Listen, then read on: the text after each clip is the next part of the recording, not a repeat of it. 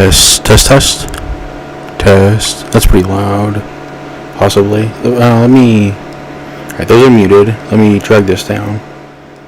Test. Those are muted. Let me drag this down. Test.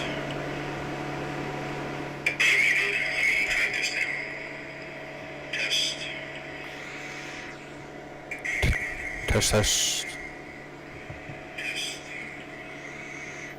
That sounds really bad, but it's better than no audio at all. And it's definitely better than the missing audio. But I'm gonna fix this real quick. Just bear with me here. So that's the audio capture device. It's this one. I don't know if this is the best configuration for it. I'll need to look through it. But again, this is part of the stream. I'm tinkering. So sorry that the audio is kind of weird, but this shouldn't be too long of a situation, I hope.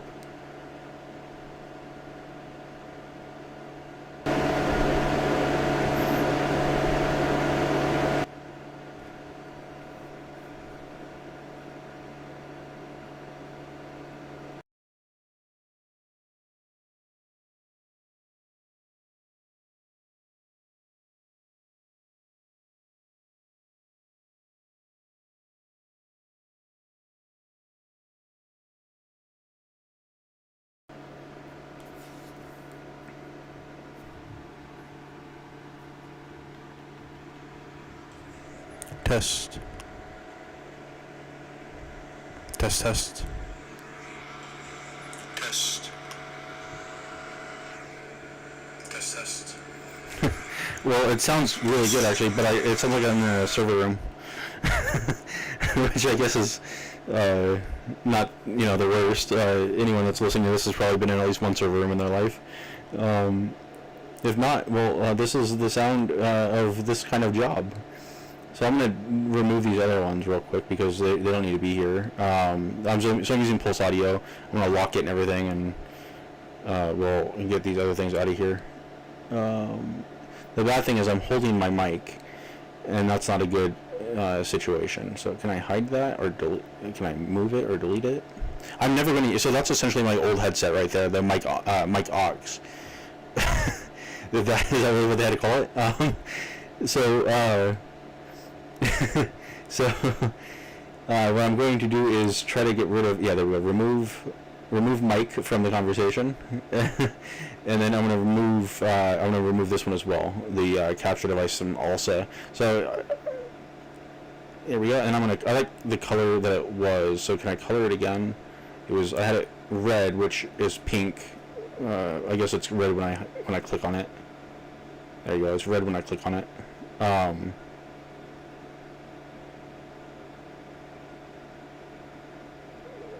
Anyway, yep, that's that. So now, unfortunately, I can't type right now because I'm a two-handed individual, and one house is on my mouse right now, or one hand is on my mouse and the other hand is holding my mic. This is the Blue Yeti, and then I have a pair of open-canned Sennheisers. I think they're 600Xs. Whatever, 6Xs, six double Xs. I don't know how you call them. But I have them plugged right into the Blue Yeti, so my sound is better than it was, and I should no longer have crackling or dropping in the mic. So that's a good thing. I do want to, since I'm here, I'm going to... Oh, that is still running. Okay, that's good. And then this isn't... Oh, this is not supposed to be running. It's just that. I want to hear some audio in the background real quick. And I'm going to let that play just for a second. I'm going to stop talking. I'm just going to say what I'm going to do. I'm going to stop talking, let this play for a second, and then I'm going to go to YouTube on my phone and just hear it and see if it sounds decent. I know me talking and it sounds like I'm in a server room is not the best, but this is as good as it's going to be, at least for right this minute, and I'm okay with that. Yeah, this isn't the worst situation it could be.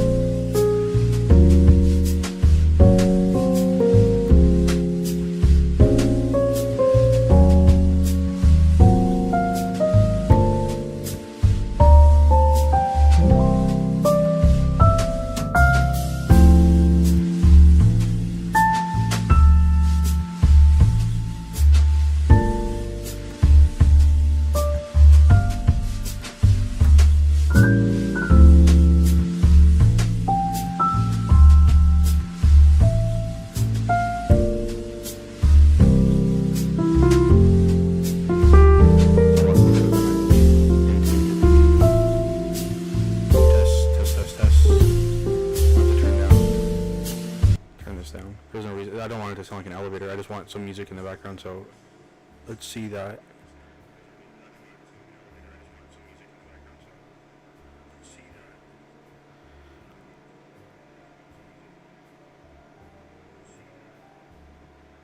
And then that, I think that was the microphone picking up my audio, or my speakers from my headphones, so it was kind of going back and forth. Sorry about that. I'm just playing with it. Bear with me.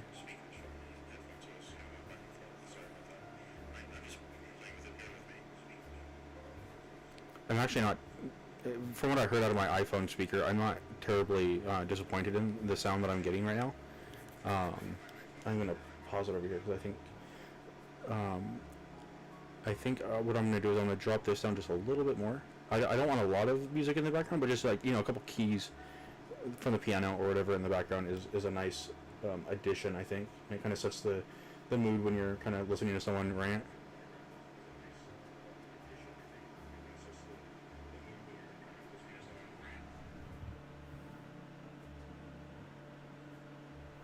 The bad thing is, this isn't a really good room for sound, and the computer is right over there, and it is a really loud computer.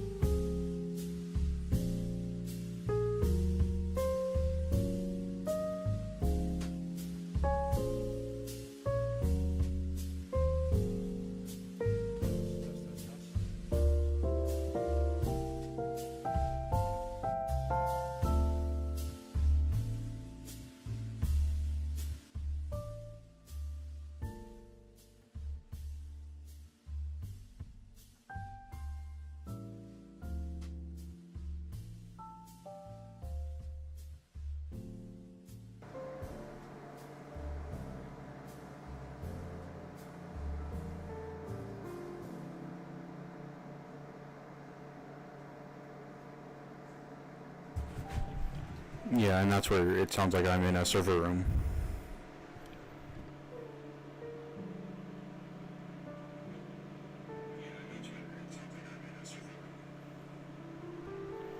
But I think, like I was trying to get at, like, I'm at least no longer cutting out.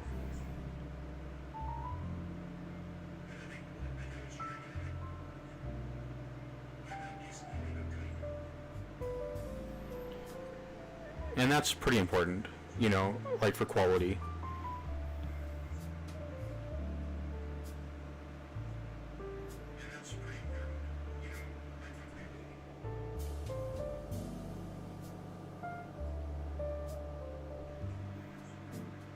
And sorry about the feedback there as well.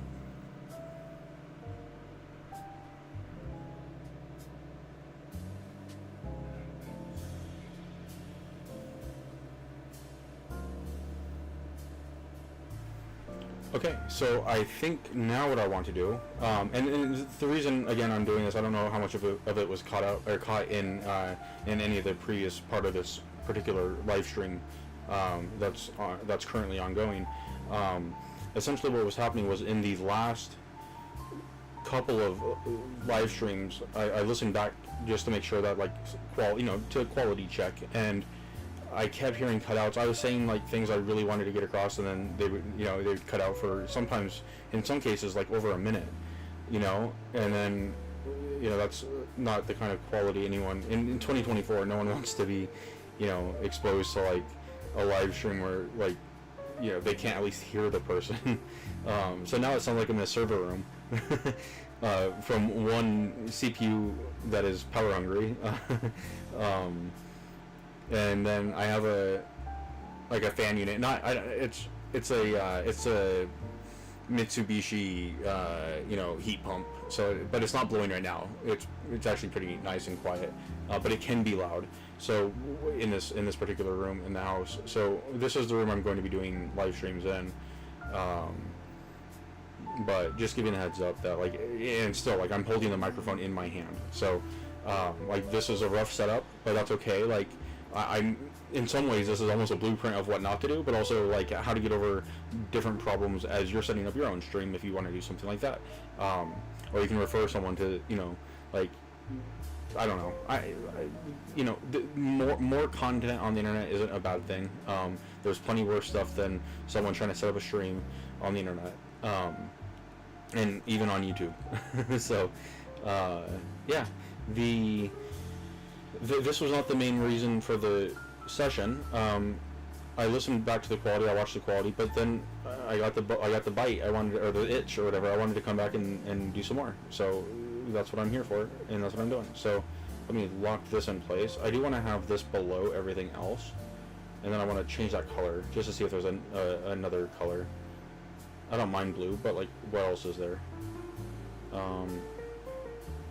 Just the yellow. How does yellow look down here? Is it even yellow? It is yellow, yay. It'd be nice if I could have them all but why is that one pink? I'd at least like to see that one red.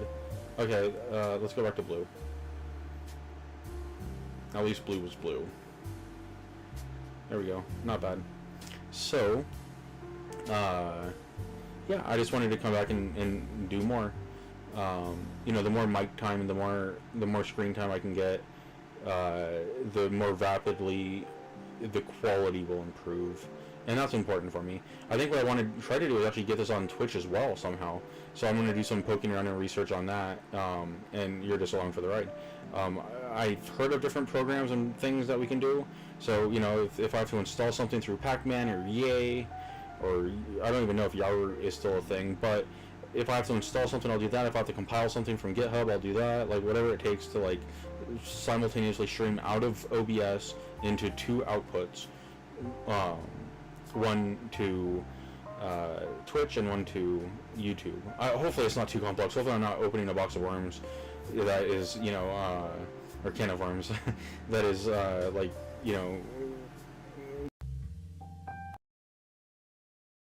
down. I just want to try to get.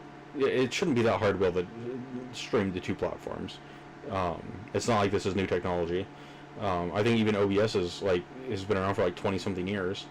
So you'd think that by now someone has developed something, or at least has a guide, and maybe we can just follow a guide. And it's actually kind of funny because that's how a lot of people, nowadays YouTube is sort of a resource that everyone uses to learn and to do.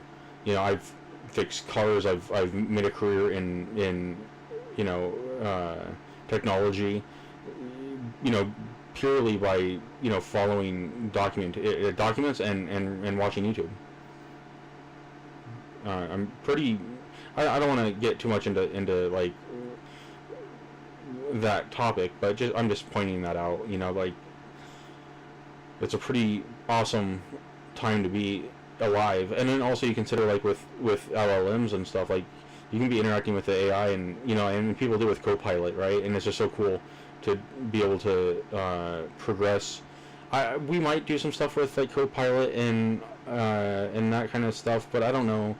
I kind of like typing, and working through my fat fingers and having to delete white space. I don't know. It's just part of the fun and part of the nostalgia of it's part of the culture in some ways that I grew up in, as far as you don't have something to really. Yeah, sure, there's boilerplates and stuff like that, and you can generate from templates and whatnot. But it's still nice to just sit down and type, and that's kind of me. I'm more than happy to experiment and learn and like try different tools that do code for me. And by the way, like I use ChatGPT and I've had it do all kinds of crazy stuff with like stablecoin contracts and stuff. Like so, it's not like I'm against getting code generated from an AI. Like around this time last year, I was tinkering around with literally like a replacement to Terra Luna, seeing if I could write my own stablecoin, and I used the AI and I had it adopt a bunch of configuration.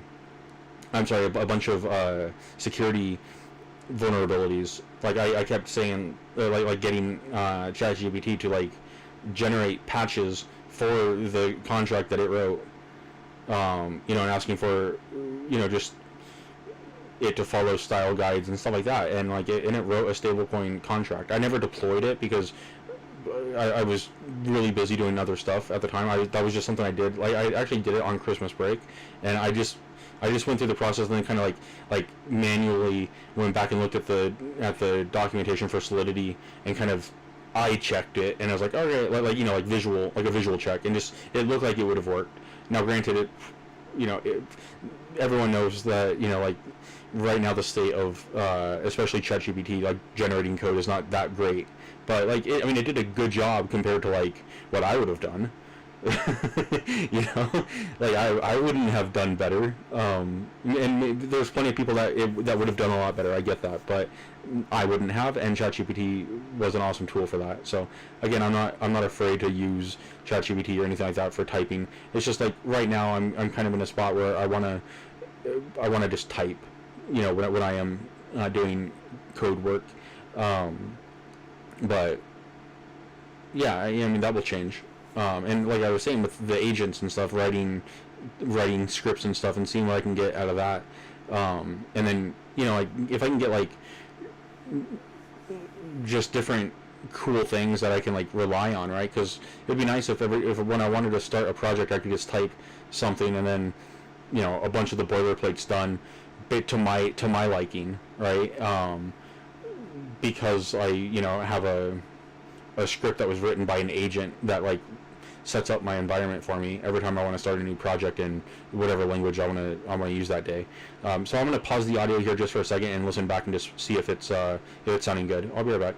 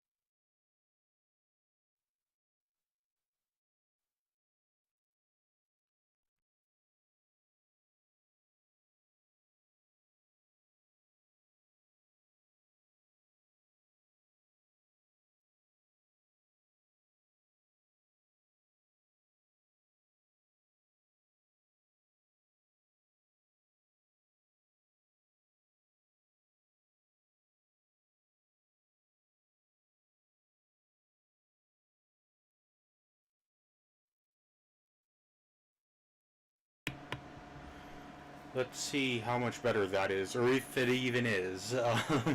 I do have it on a mount now, so I'm not holding it. Let's see how much better that is, or if it even. And I'm gonna pause this here, or pause the volume here again in a moment, just so I can test my YouTube output on my iPhone.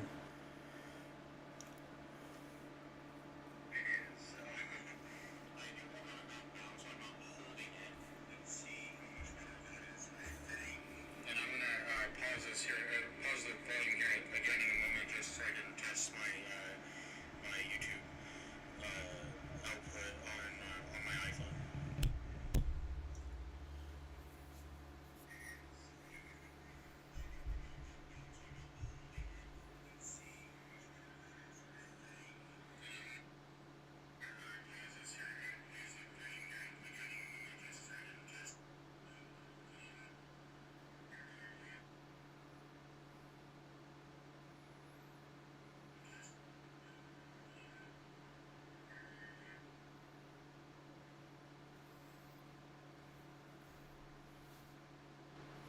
So one thing that is immediately interesting to me is that it seems like I'm getting some, even though I'm muting my microphone, you can see that I mute my microphone. Even though I mute the microphone, I'm still getting feedback on my iPhone like 3 minutes later when I listen. So I'm not sure what's going on with that, but I'll see. I'm gonna mute one more time, and it's just part of the process.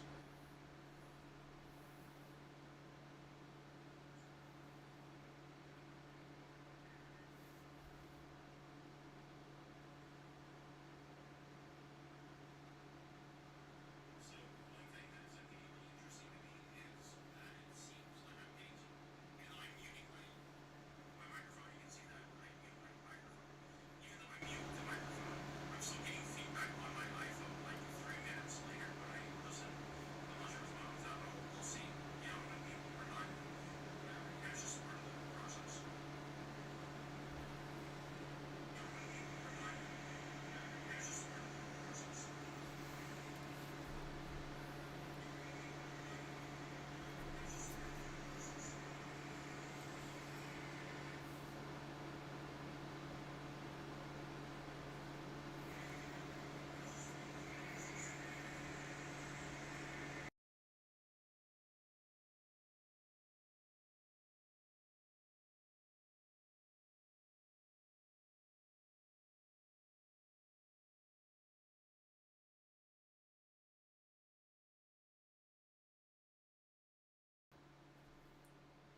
So I figured out the problem. Audio out, which is like audio that my PC is getting that's not from me, as far as I can tell, is maybe yeah. It's weird. It's almost like something on the computer is like maybe there's a microphone, or maybe it's just the resonance or something. I like maybe it's electromagnetism. I don't know, but something is causing like the sound in the room to uh, be included in this audio out capture from Pulse Audio, and that is incredibly interesting to me. Uh, that would be capturing audio in the local room, and that almost makes you wonder, like, uh, is something like this being used on phones? So they can broadcast advertisements to you.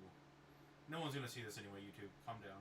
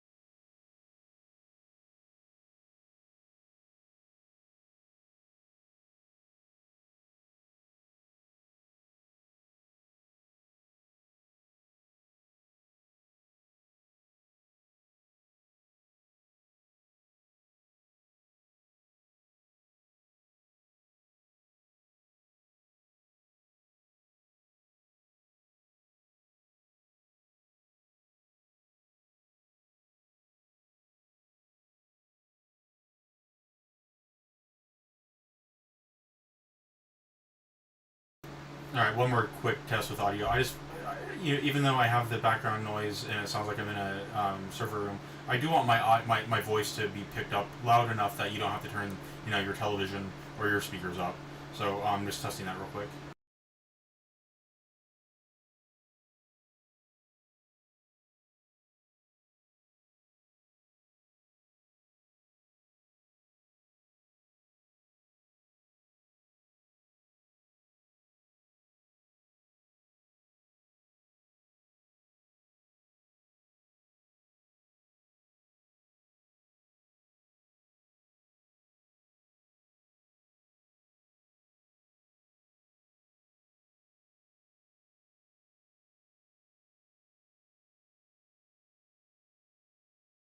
It would also be really nice if I can just talk at the cadence and the level, that I'm not having to yell. The more I talk, this is my voice is being used right as part of this. So I do want to make sure that my voice is saved. So I'm going to turn this up a little louder. If it was at your ears, I'm not going to do it. I'm going to do it in steps. Uh, so I'm not just going to shoot it up, but I do want to see because I don't want to yell. It's only about 12 inches from my face. The microphone is, but it's also to the left of my face, and that might be causing some issues with gain as well. I don't know, and maybe you hear it more in one ear than the other. If I sit up here like this, is it louder in one ear than over here, or up here, or over here? I don't know yet. So this is all on the fly testing. So I'm gonna mute again and listen back to that.